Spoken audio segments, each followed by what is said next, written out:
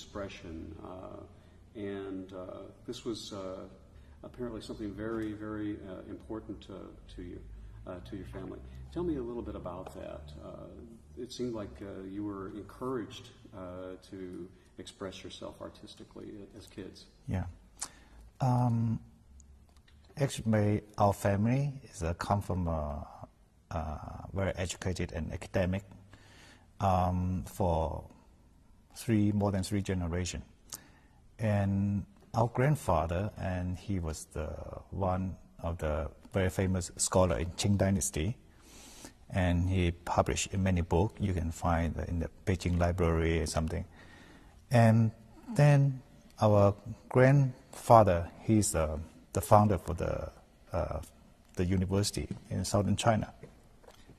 That's in the early time. And the grandmother, she found the first women's college in southern China.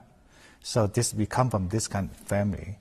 And father, and our father, right, when he was very young, in his 30s, he's become the dean in the university in China. And our mother is professor for literature. So we come from this kind of family. It's very educated and very academic. But until our generation, and then we try to be, like we are not feel more free. We want to be artists. So. But you mean when the time we growing up, actually the whole environment in a family we have a lot of huge important art collection, like many painting and calligraphy from 14th, 15th century, and we get that kind of infant, like only one thing is eternity. There's the human, the creative talent and spirit, that kind of wisdom. And then we always believe we would like dream to be the greatest creative artist.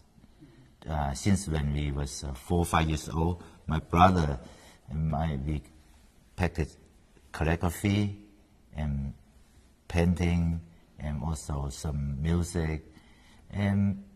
But I mean, the life is a lot of changing. Yeah. So you started with calligraphy when you were very, very young, and when did you first start drawing to representational shapes, drawing and painting?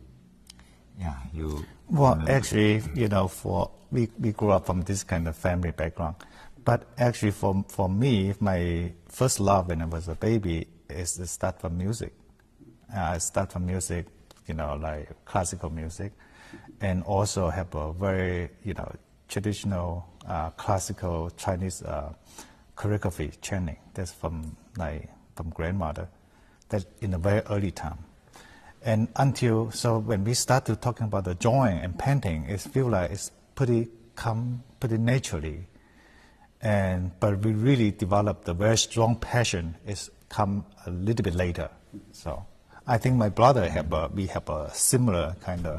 I remember you have a first solo performance for the music when you was age six on the stage. Yeah. And that time we also think you can be the musician.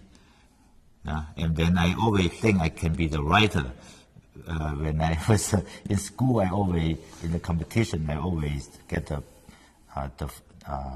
first, award or something. But the end, we both all come together, become like the artists, mostly painter and sculptor. You talked about your family's collection of more traditional Chinese art. So you grew up really immersed in the more traditional, the more historic kinds of art in Chinese culture. How would you say that has influenced the work that you do? I think it's many things happen later. When in the early time, we always believe one thing is the art is something very special. Will be like have most the eternity in the human history. And then when we grown up, and a lot of things happening, the Thai during the Cultural Revolution, and then all the value of life and what we believe, everything look like changing. I mean, our family have been getting a lot of trouble because they many different reasons. But not only our family, I think it's 90% of the family in China during that time. But that is only one thing. The dream and fantasy is still there. It's what we believe, and what we dream about together is art. I mean, in the reality, many things is totally changing. But only in fantasy, the art, we still have this very big area we can fulfill our dream. Yeah. One of the things I read that was interesting, and I see a lot of it in your artwork, is there was a description of some cave paintings in one of the places where you grew up, and you saw those, and you see a lot of, I see a lot of very iconic, very primitive, interesting, compelling figures that go through a lot of your work. Did that have a very profound influence? I think this, I feel like is one of the great advantage for us, because we grew up from this very have a strong, long history of the China for the 5,000 tradition, and then for the clay painting is one of the richest thing we later on we feel is like much more connected to our work from the first early development. But we didn't realize that even we born at the area, and then we study fine art for many years. We study, Western fine art, modern art today, but we try to looking for and create our own style, and then do all the research and all the study. But for many years later, and then we realize we back to our hometown again, and this kind of clay painting have such strong impact and power. Yeah, to also so remind us when we was younger, grandma, and also we was with a father in the bowl and see all the clay painting. That's like that kind of childhood dream is bring back many of our memory, and then we was really realize the primitive art. I mean, during the first, in the beginning, the art the human being first make is very primitive, very pure feeling, but very strong and simple. And that's the most powerful language. We feel very much touched and related to what we are thinking. Yeah. I'm curious, as you say, you both studied traditional Chinese art, you studied Western art, and how did the individual styles start to manifest themselves, and then later you come together working on collaborative art? I'm just curious about an example. My drawing is different than my sister's drawing. Right. She's more into, let's say, pencil and sketches and things like that, and I do pen and ink. How did artists are very individual people, and now I see how you just collaborate on it. How did that happen? Well, it's interesting. We come from a very similar family background. Okay, we grew up in the same family, and then we have a similar education. We went to the same art school. We study, like modern art, and study like the Western theater, and then this kind of education is very similar, but later on but the personality is still different, all right? And the fine art is like very important for the very personal thing, personal favorite. And when we beginning, that was 30 years ago, more than 30 years ago, the first painting we did together. And then we have to talk, to share the idea, and try to make all the harmony together, in the painting. That's how the beginning, the first step. But a few years later, we realized actually the value for the collaboration is not only the harmony, but important is how can we bring the two of us, the conflict, the advantage together. In the early time, I think the first painting when we make together is in some very special situation. We did not plan it, just happening. We did not really realize this. The first painting we did together reflect to our life and career, being out together. We go through all the journey together in art for more than 30 years. Is that the painting that was called The Wave? Right, Yes. right. Now, I haven't seen that, but if you were to describe it to someone, what would you tell them it looks like? This is more like the very realistic painting. It's like the landscape seascape, and in the big ocean, and it's tiny boat in the highway, and they are tour to the for the endless, future, something. And then this is like, actually that is more like our self-portrait at that time to represent where will be our future and how can we reach our dream and goal.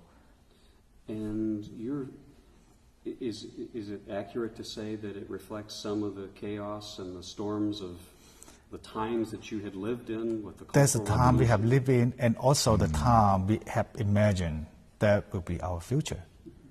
Yes. We did not talk, we did not realize it, because when we do the painting, it's in the very special time. During the Cultural Revolution, we both separate and then come together in one day. We start to do the paintings in silence. We only express ourselves, the feeling, like in using the painting language, paint the first painting together. And then later on, the people talking about Zhou brother, that cooperation, like the dream dialogue, just like the dream dialogue, using the painting language, we talk to myself, talk to my brother, what I feel, what I, all the, just conversation, but it's using the painting language. We like this for many, many years. And then in the beginning, when we try to find our own painting language, the style, we go through very difficult time.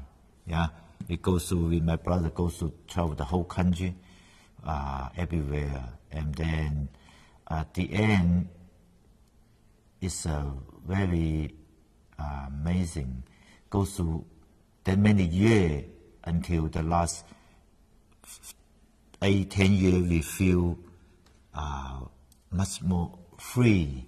Before we was very heavy, very much connect to the human history, and then the meaning of life, man and nature, and was in the painting you can see the very strong and heavy tone color. Yeah, the art goes through many different steps, right? There was in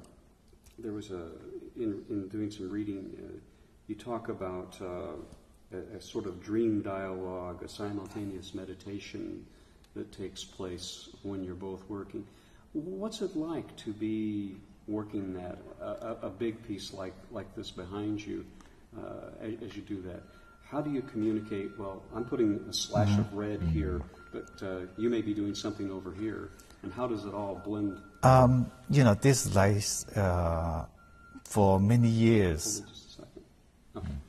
it's like for many years collaboration, and then this until in the 90s, and then we feel it's a different era. It's more freer, more realize ourselves, understand ourselves better.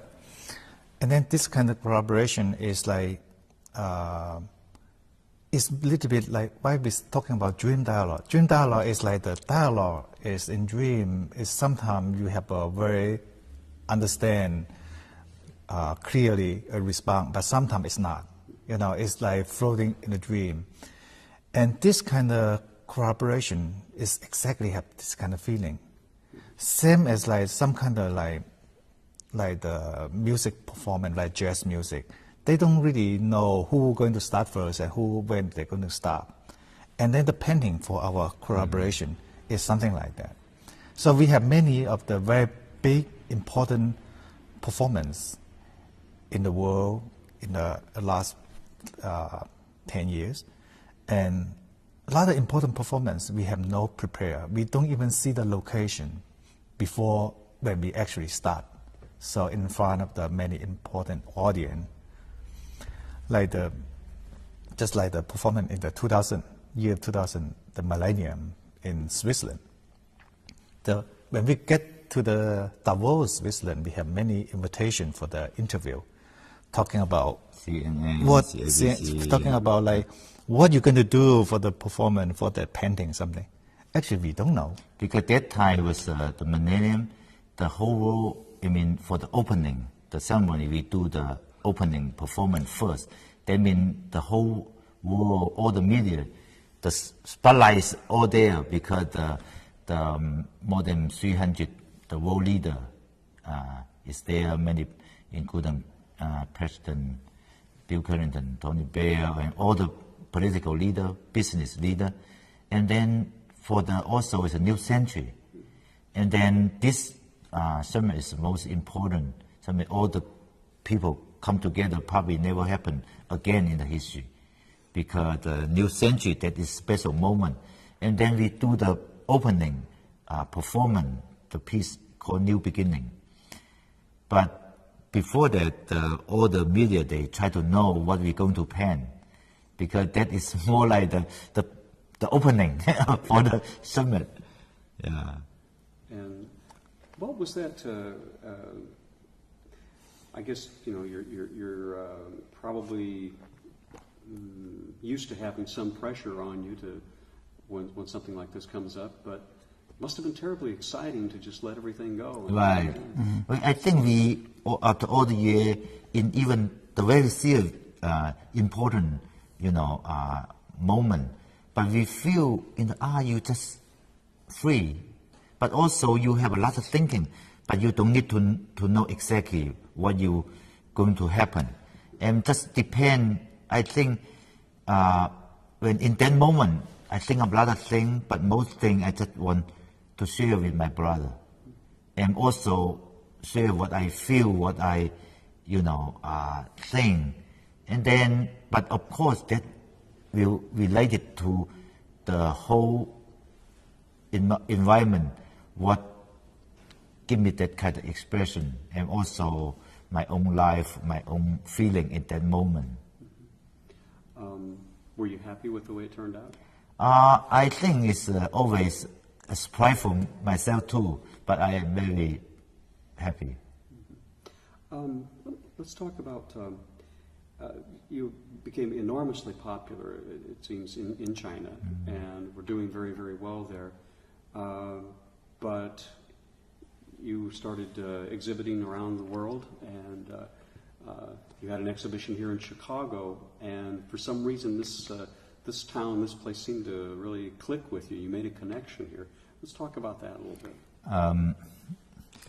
Well, Chicago right now is our home. Yeah, we born in China, and we educate there, but we live here. In the last 20 years, a lot of activity is around the world. Half of our time every year is in Europe, become a second home. But Chicago is our home. But we in a lifetime, we experience a lot of very, like a miracle thing, like when we in China, We've gone through all the difficulty. When China just started to open the door, we was the leader in the contemporary art movement.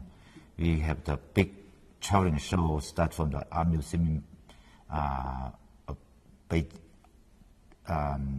National Museum of Art of China, and to Art Museum Shanghai, and that movement, we like two brothers like famous overnight, like the celebrity in China, and everybody was exciting, saying, "Wow, Zhou brother, Zhou brother." But when we left China, actually, in like almost a year later, and then come to United States, and then that time we was looking for some new challenge, looking for the bigger stage.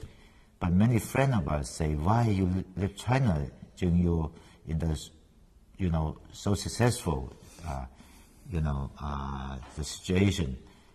But me and my brother come here, we start like everything from zero again. Yeah, this whole thing here is really quite remarkable. And it's grown so much over the years. What did you start with here in Chicago? What was the first location here? Well, we start from zero.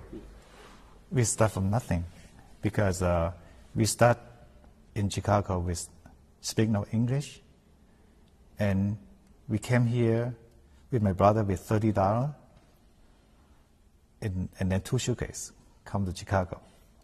But I think the city give our a lot of excitement, Right. and then the passion of love, and then for the future desire, just make our continue our career in the West, in the West. I remember like first time when we come with my brother arrived to Chicago. That time was like November, and then we was take a little walk in the lake front. The whole entire world, Chicago, everything is white because all the snow. We never see anything like this because, and then for us, the very pure white, and just like the blank canvas for us. And then we was exciting and have a lot of things we looking forward to. And then we create a painting with my brother, the big painting called Dream of Chicago. That actually is a self-portrait in that time. We believe we will make everything happening here from start, the blank canvas. We will draw the dream there. Chicago is a town that loves art, and how were you received here by the artistic community or by the patrons here? What do you think? I think it's in the beginning, me and my brother, we come to Chicago, but we did not really know how long we stay in Chicago. We just like the seed blow in the air, in the wind. We drop to Chicago. Probably we grow from here. Probably we move to New York or Europe because many of our friends there. But just happened this way, and we have start in Chicago. Later on, we spend a lot of time in Europe and in international, but we keep a studio here. And now we can say our home is Chicago, a second home like Europe. Like China is the home long from in the long times ago. As we look around, we have this marvelous studio here. You have the foundation next door, the Zhou Brothers Center over here. This whole Bridgeport neighborhood here has really taken off with what you're doing, and let's talk about that a little bit. How did the Zhou Brothers Center start? Actually, we have the first studio here in Bridgeport, and that time we didn't know the neighborhood so well, but it's only we feel convenient, so we have a studio there. And then in 1991, we found the Zhou Brother Art Foundation. And the foundation, the vision is like to support some young artists and from abroad, from China or Europe, and provide the opportunity to them to bring them to the country here to work here and exhibit their work here. So then we bought the building, we bought the property to found the foundation, and then we developed our own studio here. But the Zhou B Art Center is we just started from a few years ago. Yeah. And the Zhou B Art Center I think will be one of the very exciting institutions in the city here, because it's a totally private fund, and we can, the vision is to bring much more international excitement, artistic activity to this city. Yeah. How do you select someone who you would like to kind of take under your wing to work over at Zhou B Center, to bring them here and kind of get them started? Well, we like to support and discover the talent. And we have a curator from the foundation, and Oscar Friedel is the one. He's more responsible for all the organized thing, to bring all the, we talk about this. We have a committee to talk about, and also the foundation. We have a jury in Europe, and which artists they are select to bring it to Chicago, and then they provide the list, and then we do the final decision. I think we have that kind of vision, but we also believe that kind of vision can make it happening or make it big. We need to have all different kind of talent work together. That is we very lucky to have many wonderful, very talented people work surrounding us, work for the same vision, and then that's the thing is grow very wonderfully. Yeah. Why do you feel it's important to support new talent and to introduce them to other artists and other artistic communities through an enterprise like this? You could just have a studio and sell your own work and not really have a lot of it. Actually, that's what we did for our whole life. But why we feel like it's important, and then we try to do something if we can, because we come from there. But we grow up, we have in many different times, we have a support from the master. They give our confidence, give our opportunity. So we know it's very important for the young generation artists to coming up. So if we can do something, I think that's we really like to do. Your art crosses so many boundaries and so many cultures, it seems. It seems like it's probably kind of a trite expression on my part, but it seems like it's a universal language. Does it feel like that to you sometimes? I think that remind me some recently in some different interview, they also asking some important magazine from China. They also asking Chinese artists, they really would like to know how you guys doing, how you guys can have that kind of impact and to the Western world or something. But for us, we think everything actually is the naturally development. Just like we've come from China, we have that learn a lot from the 5,000 great culture for the 5,000 years. And then we have chance to travel all around the world. We live here. All the Western culture, we learn a lot. And then for the contemporary art movement, and then everything happening in life, like the Berlin Wall down with my brother was there. We think of a lot of things of the history, and a lot of things happening, fit to life, and then actually everything we did in the art, the language, actually is from what we, the show everything happening for our life, and then it's naturally come out. The language is like just from our language, our own language, but our self is we, live in the Western world, and also we come from the Eastern background. But that everything is naturally. But for the human being, actually, they understand one thing, that is the universal, the language, because the human being, they feel touch. That's the language for the eye. Some is the language for the ear, but the sculpture, painting, that kind of language for the eye, I mean, for the human being, they have the universal language, but also need to have the special. Yeah. Everyone understands it. Right. Yeah.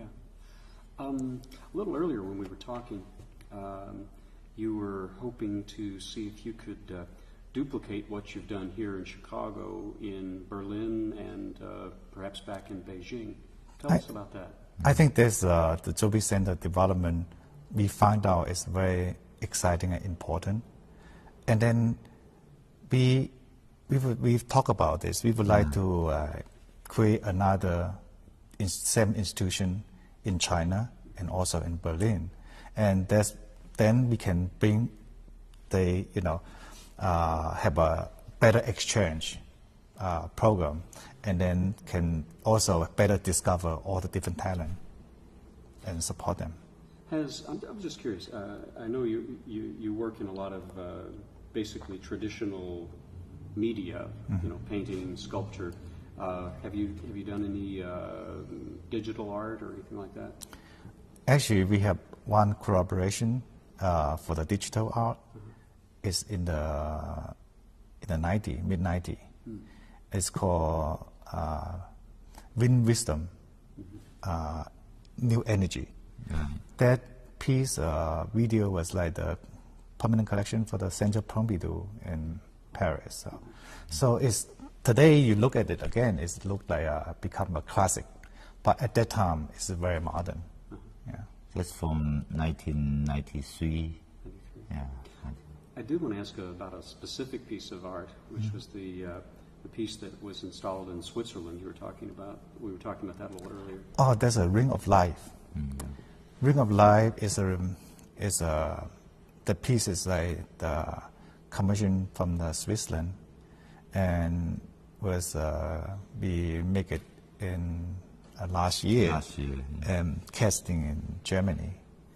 Ring of Life is like one of the huge casting sculpture from casting aluminum, 30 feet high, and I think probably one of the biggest ring you can see in Earth.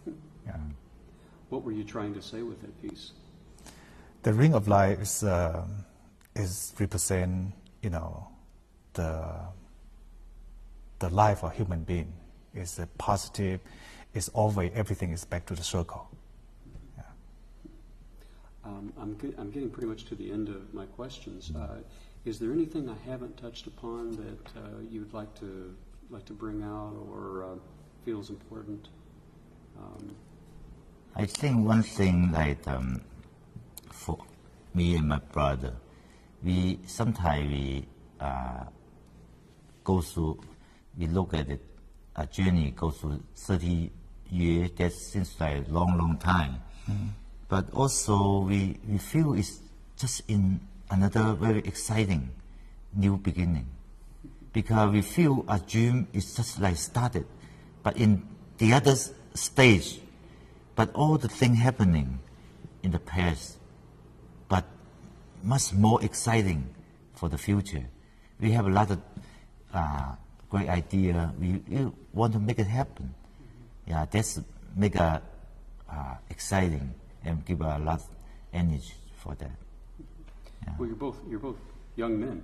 far as I'm concerned. We feel is always feel young. Maybe after when we was 90, we may still the same, but we probably look much older. But in our heart, we feel probably stay the same. Well, this has been very enjoyable, and I think we've got a lot of good material. I did want to ask one other thing. There was a mantra that your grandmother gave to you: to become an artist, one must possess the highest spirit. I read that. What does that mean to you? We have a very strong influence from grandmother. Actually, she's the one to raise us. Mm-hmm. And grandmother, because she's the founder for the Women's College, and the spirit for human being, the greatest spirit is always very important. She believed that. So she believed if you want to be a great artist, you must have the very high standard in human spirit. And she always say, lot of things happening in the history come and go. That is very short term in the long, the human history. But only thing in the human history you can see the river, like the lot of mountain, just like the human, the creation, the wisdom. Only that kind of, great creation is still there. It's the gift and is the make the human history much more colorful and rich. Yeah. That's what we remember about it. Right, right. Yeah. Well, she would be very proud of what you've done, I'm sure. This is wonderful what you've done. And thank you for sharing it with us. We certainly appreciate it. Thank you. Let's check the tape, make sure we're in good shape. Okay. Yeah. What I'd like to do is, I Maybe don't know how get, you feel about this, Jack, but I'd like to get some close-up shots of them looking at each other. sure. So that'll For help editing, you. yeah. That's a good idea. For example, Yeah. let's pretend you're talking and Yeah. You can go ahead and look at him and just kind of. Yeah. Act like you're interested in what he's saying. I'm listening about it, Yeah. but you have to talk, right? Otherwise, I look at him and what you doing? No, just look at him and sort of nod like you agree with what he's saying. That's why we, always talk about that. That's good. I know it seems a little unnatural, but it'll help. Yeah. It'll help me in the long run to get this together. Okay, we'll do the same thing. Okay. Yeah, I'm good. It's, have a nice talk. You're Yep. doing great.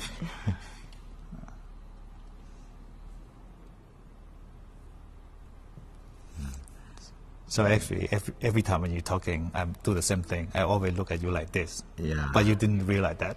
Oh, I Right? do the same too. Yeah. Yeah. No, you're not. You're not.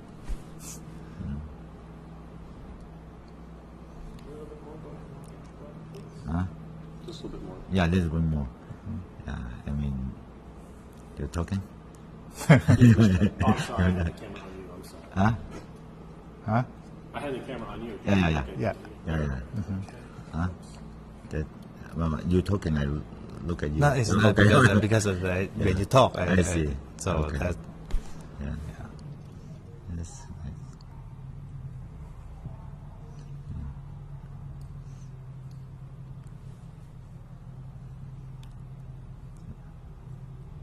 do it again. Yeah.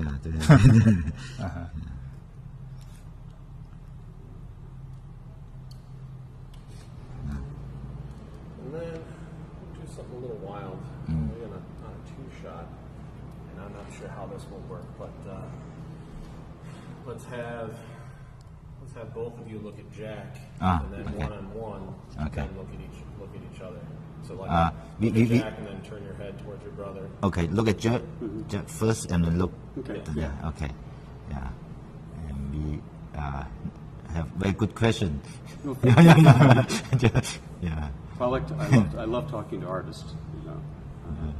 It's been a long time since I picked up a pencil or anything. Yeah. I haven't done anything. But I always keep telling myself I'm going to go back and do it after I talk to a group. But, And then you have a Jack, so far, how many artists you have interviewed? oh, gosh, probably dozens over Yeah. the years. Dozen. Yeah. dozens. I have been in television since 1991. oh, since 91. Yeah, before that, I was a radio journalist, a news person. I did that for 10 years before with the National Public Radio station in my hometown. Oh, really? I did that. And before that, I did